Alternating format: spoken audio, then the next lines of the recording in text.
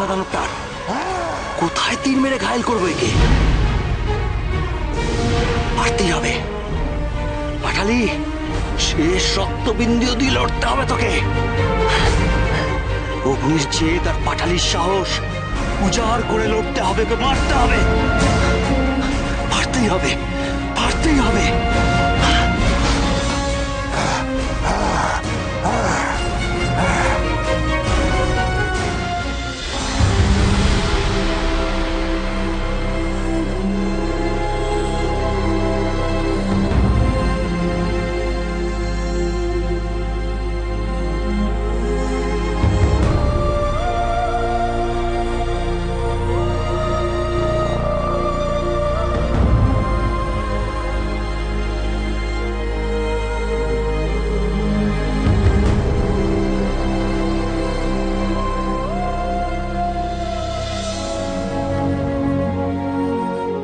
পারছি না।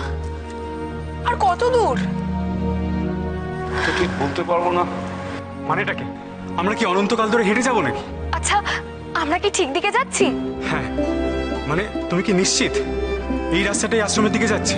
না যুবরাজ, সে নিশ্চয়তা দেবার স্পর্ধা বা সাধ্য কোনোটাই আমার নেই। ওই দেখো, তাহলে আমরা কষ্ট করে যাচ্ছি কেন? এটা যদি ভুল দিক হয়? আমি যতটুকু শুনেছি, আশ্রমে প্রবেশ করার যোগ্যতা যার আছে সে নিজে থেকে আশ্রমের রাস্তা খুঁজে পায়। ও বাহ, বেশ ভালো। তা আমাদের এখন কি করণীয়? পূব দিক বরাবর এগিয়ে যাওয়া ছাড়া আমাদের আর কোনো উপায় নেই। তাহলে আর কি, বুদ্ধিরামের সেনাপতি কন্যা যখন একবার আদেশ করে দিয়েছে, তাহলে চলো। আমি যতটুকু জানি সেটা মাথায় রেখে একটা সমাধান দিয়েছি, আদেশ নয়। আদেশ না হলে কি হবে? আমরা তো আর সেটাকে অমান্য করতে পারি না। তোমাদের দুজনকে দেখছি আর রূপনগরের কথা মনে পড়ে যাচ্ছে।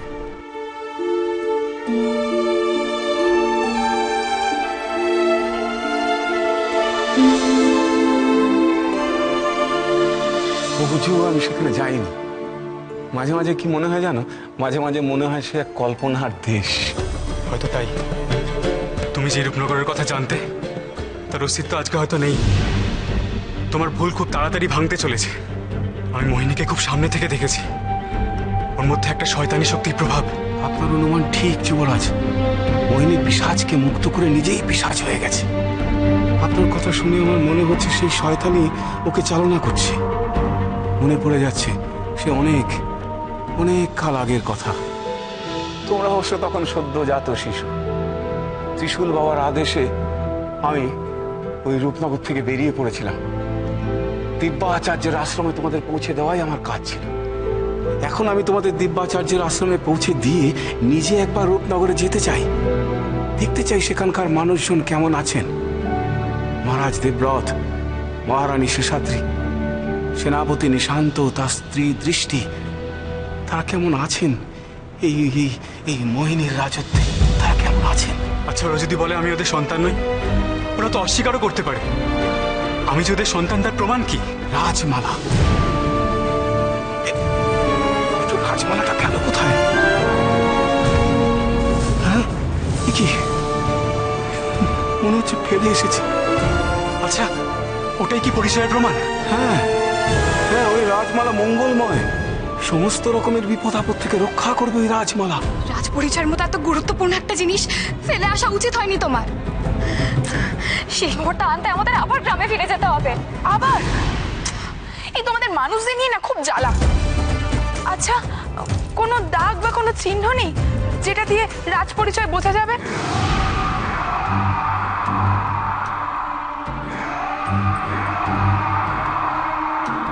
এটা এটা কিসের আওয়াজ? মনে হচ্ছে মোহিনীর পাঠানো কোনো দানব। হয়তো সেটা গ্রাম অবধি পৌঁছে গেছে। গ্রামে এসে গেছে? তাহলে রাজমালাটা আনা হবে কি করে?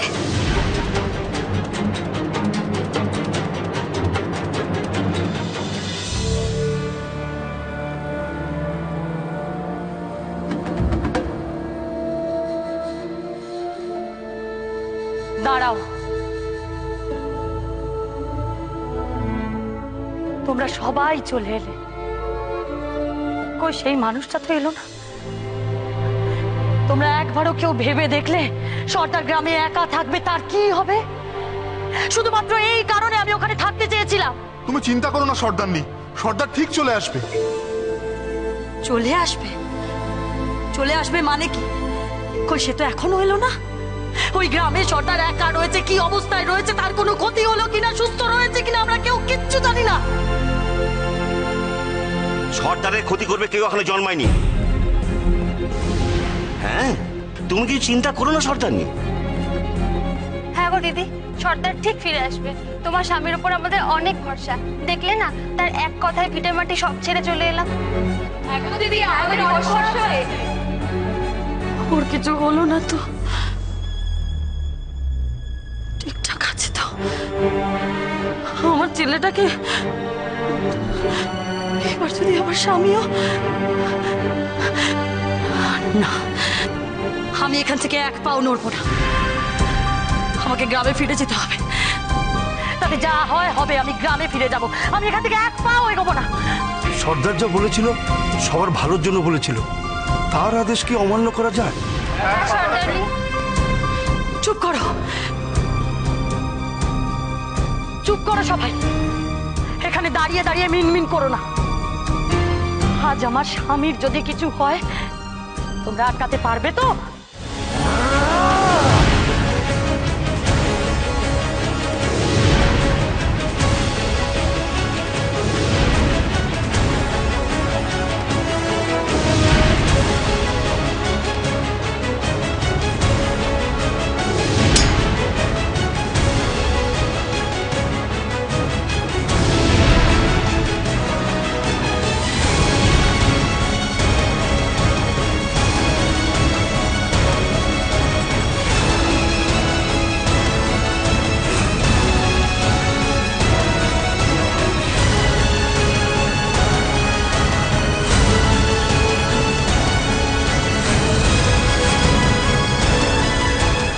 এভাবে হবে না, আমাকে অন্য উপায় বার করতে হবে।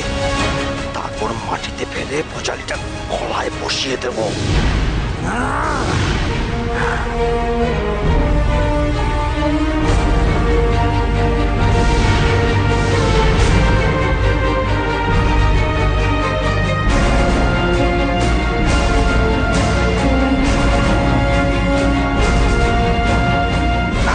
যতক্ষণ আমার শরীরে প্রাণ আছে তোকে বুঝিয়ে দেবো জঙ্গলি রক্তে পেট করবো। আমায় ক্ষমা করবেন যুবরাজ, মার্জনা করবেন। মেয়ে আমার বড় ভুল হয়ে গেছে। আমি জানি যে ওই রাজমালা কাছে থাকলে পরে কোনো বিপদ কাছে ঘেঁষতে পারবে না। বারবার একই কথা বলে তুমি সময় নষ্ট করছো বুদ্ধিরাম। রাজমালাটা যখন সঙ্গে থাকে এতটাই জরুরি, তখন আর অন্য কিছু ভাবার অবকাশ নেই। আমরা গ্রামে যাচ্ছি, ব্যাস। না না, তোমরা কেউ গ্রামে যাবে না। আমি যাব গ্রামে। আমি রাজমালাটা আনতে যাব। তোমার এই সিদ্ধান্তের কারণ? তার কারণ গ্রামে যদি মোহিনী দস্যুরা এসে থাকে, সে তোমাদের আক্রমণ করবে। তোমাদের নিজেদের এখন সুরক্ষিত রেখে গুরু দিব্যাচার্যের আশ্রমে পৌঁছানো সব থেকে জরুরি। আমি নতুন করে আর তোমাদের কোনো বিপদের মধ্যে ফেলতে চাই না। রূপনগরের যুবরাজের এক অনুগত দাস হিসেবে এইটুকু মাত্র অনুরোধ। কিন্তু খালি হাতে মোহিনী দানবের সঙ্গে লড়াই করবে কি করে? ভূমি, ছেড়ে দে, আর গ্রামে ফিরতে হবে না। এই সুযোগ রাজমালা আনার নামে গ্রামে ফিরে যাই। বুদ্ধিরামের পাল্লায় পড়লে আবার পস্তাতে হবে। তার থেকে গ্রামে ফিরে গিয়ে বিপদের দিনে বাবার পাশে দাঁড়াই। গ্রামে আমি একাই যাব। আমার রাজমালা, আমার বংশ পরিচয়, তাইটা তো আমারই, তোমাদের নয়। আমি একা গেলে তাড়াতাড়ি ফিরে আসতে পারবো, তোমরা গেলে সেটা পারবে না। তোমরা একটা কাজ করো, তোমরা আশ্রমের দিকে রওনা দাও, আমি চলি। চিন্তা করো না, আবার দেখা হবে তোমাদের সাথে। তাই তোমার একা নয়, বোঝার চেষ্টা করো। আমরা সবাই একটা দল। আমাদের শত্রু এক, আমাদের লক্ষ্য এক, আর এখন আমাদের যাত্রা পথ এক। তোমাদের সবার কাছে আমার একটাই অনুরোধ, বিপদে আনন্দে ক্লান্তিতে চেষ্টা করো নিজেকে একা না ভাবা। চলো।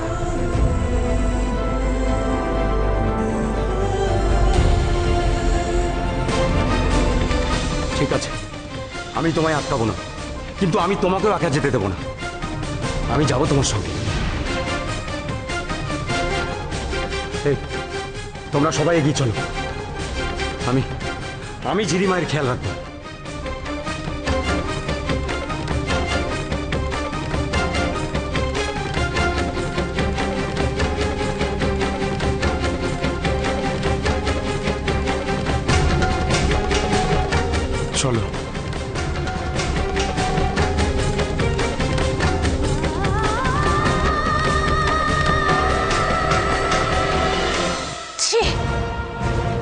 ছি ছি ছি, এদের ওপর ভরসা করেছে আমি, এদের ওপর। তার মাসুল তোমায় দিতেই হবে।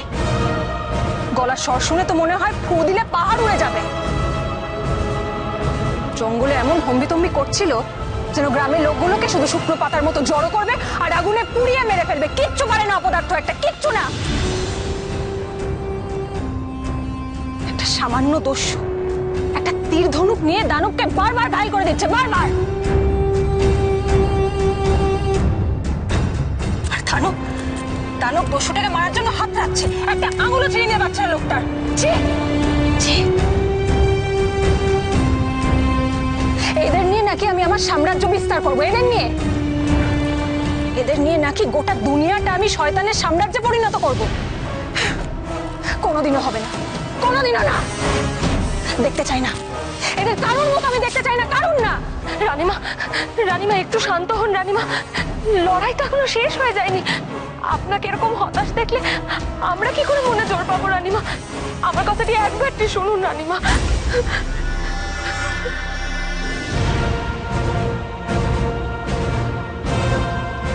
চুপ, একদম চুপ। মুখ থেকে যদি আর একটাও কথা বের হয়েছে তাহলে কিন্তু এখানেই গলাটা টিপে একেবারে।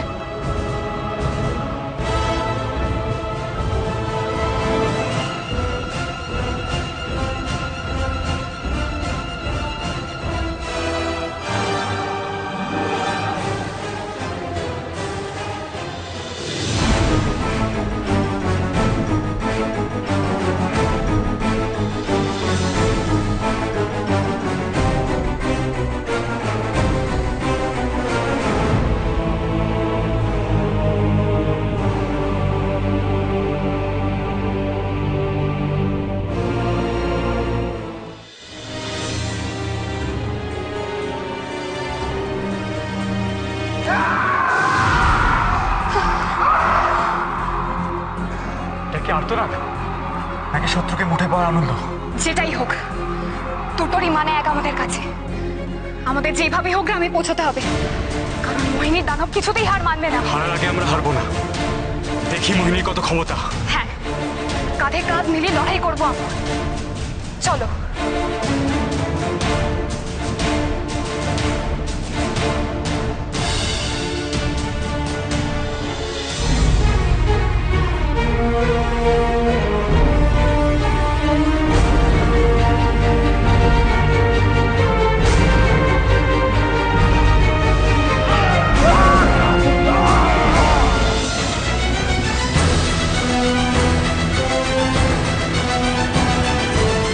কি ভেবেছিলি একাই সব শেষ করে দিবি, আমাদের তছনছ করে দিবি?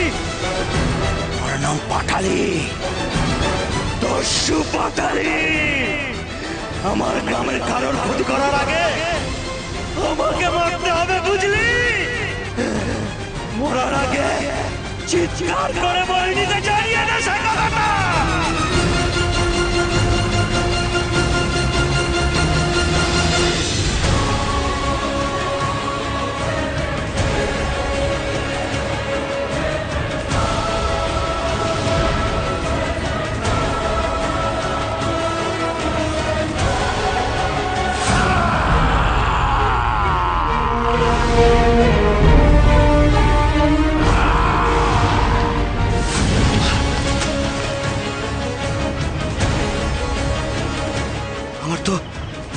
আমার তো বেঁচে থাকার কথা নয়, ফালা ফালা হয়ে যাওয়ার কথা।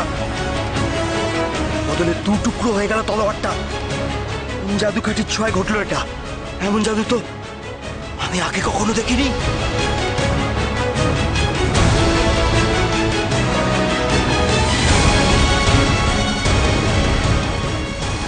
এত শক্তি, এত ক্ষমতা এইটুকু জিনিসের, ওজালির ধারকেও ভোতা করে দেয়।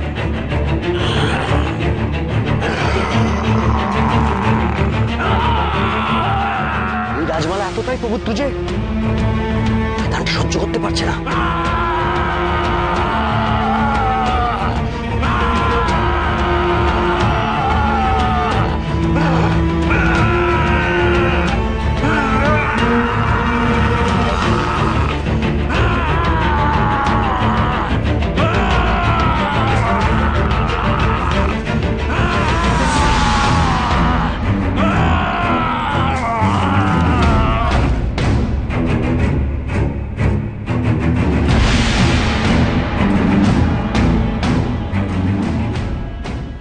যা ঘটলো তা অগ্নি দেখলে সব থেকে বেশি খুশি হতো।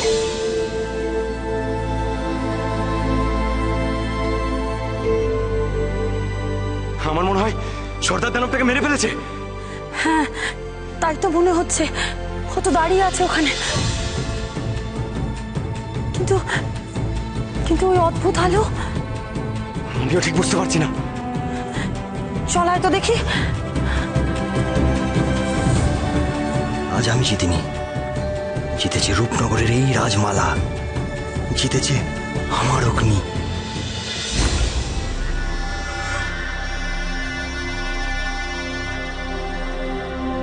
ওরে মিকির, বল রে ইকির। কিছু দেখলি না কি রে? দেখলাম দেখলাম, তুই? দেখলাম তো, কিন্তু কিছু বুঝলি কি? অল্প অল্প, তুই বুঝলি নাকি? আমিও অল্প অল্প। হ্যাঁ? সে কি রে, বুঝলি? কই না তো, কই না তো। তুই? মোটেও না, মোটেও না, আমরা কিছু দেখিনি, আমরা কিছু।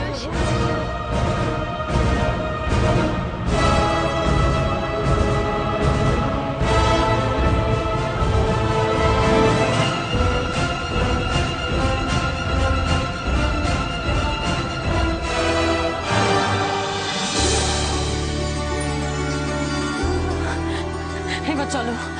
সর্দার, হাত যদি অগ্নি থাকতো কত খুশি হতো বলো। তোরা যা, আমি আসছি। এবার তুমি আমাদের সাথে যাবে তো সর্দার? তুমি না থাকলে জিরিমায়ের মন কাঁদে। যাব, একসাথে যাব। তাহলে আর দেরি করো না, চলো। হায়